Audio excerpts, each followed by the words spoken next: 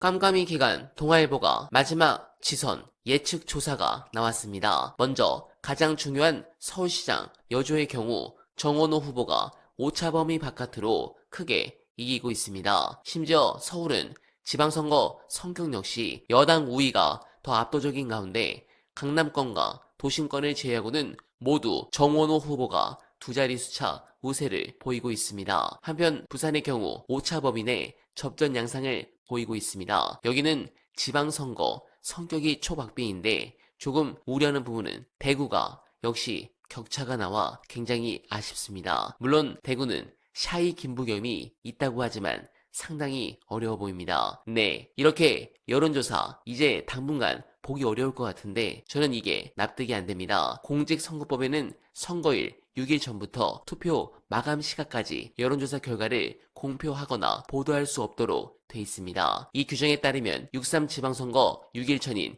28일부터 정당 지지율이나 당선인을 예상하게 하는 여론조사 결과를 발표할 수 없는데 이 조항이 불합리하니 없애야 한다는 지적입니다. 많은 여론조사 전문가들은 여론조사 금지 조항이 시대에 맞지 않는다며 오래전부터 법 개정을 주장해왔습니다. 선거가 임박해서 여론조사 공표를 금지하도록 한 것은 선거 결과 왜곡에 대한 우려 때문이었습니다. 선거 막판에 불공정하거나 부정확한 여론조사 결과가 공표될 경우 선거의 공정성을 심각하게 저해야 할 우려가 있다는 설명이 일리가 없는 건 아닙니다. 하지만 전체적으로 봤을 때 D-6 여론조사 공표 금지는 시대착오적 규제라는 게 대다수 전문가들의 시각입니다. 관련해 민주당이 보는 막판 판세 끝까지 봐주시고 여러분들의 생각 댓글로 부탁드립니다.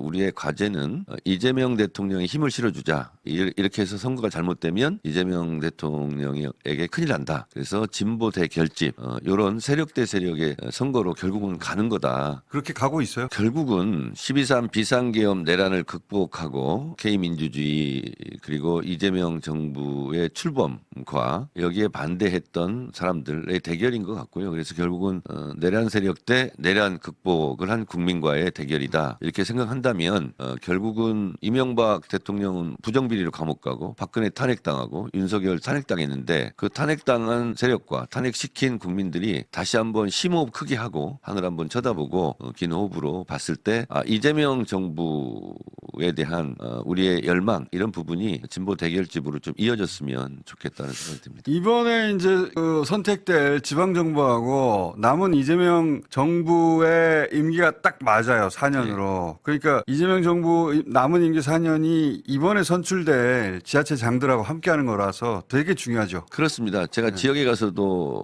호소를 이렇게 드리는데 임기가 같다. 임기 같아요. 그리고 이재명 정부가 실제로 일을 잘하지 않느냐. 그러면 일 잘하는 이재명 대통령과 일 잘하는 지방 정부가 손잡고 가야 되는 것 아니겠느냐라고 호소드리고 그리고 하나의 상징으로 코스피가 이렇게 뛰는 것은 대한민국의 국운이 상승하는 것이고 그리고 이재명 정부가 실제로 리스크 관리도 잘하고 지금 중동 전쟁 속에서도 코스피가 떨어지지 않고 올라가지 않습니까? 이런 대통령과 함께 가야 이 지역 발전에도 좋은 거다. 그리고 지역이 발전하려면 예산과 법인데 예산은 이재명 정부가 편성하는 것이고 법은 민주당이 통과시키는 거다. 그래서 대통령도 민주당 그리고 광역단체장 예를 들면 충남도지사도 민주당 그러면 공주시장도 민주당이 돼야 섭리바퀴처럼 어긋남 없이 잘 가지 않겠느냐. 그래서 결국은 이재명 대통령에게 힘을 주시고 이재명 대통령을 지지하는 국민들이 투표장에 다 나오면 이기는 선거 아닙니까?